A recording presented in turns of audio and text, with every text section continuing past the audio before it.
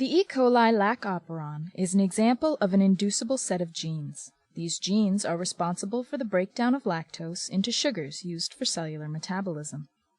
This inducible system also involves bacterial DNA, a repressor, mRNA, and the sugar molecule lactose.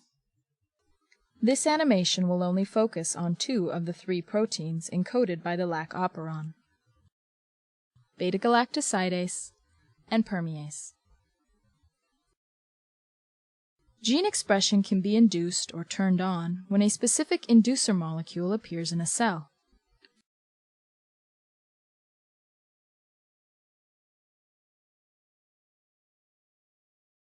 For inducible systems, a repressor molecule prevents gene expression by binding to the upstream controlling region. Lactose is the Lac Operon inducer molecule. After first appearing in the cellular environment, lactose passively enters the E. coli cell and binds to the repressor molecule.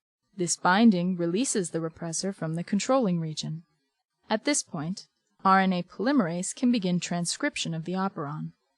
Here we show 2 of the 3 Lac Operon genes being transcribed into mRNA.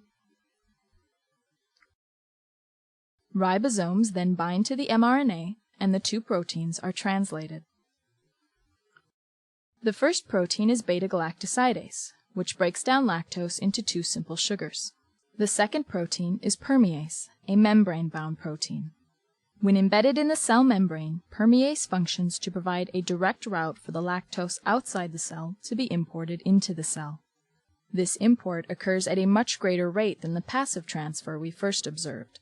Because translation continues inside the cell, other permease proteins become embedded in the membrane. This further increases the rate at which lactose enters the cell. Beta-galactosidase breaks the cellular lactose into the simple sugars glucose and galactose. Once its concentration is greatly reduced, the lactose bound to the repressor are released. At this point, the repressor again binds to the controlling region and gene expression is halted.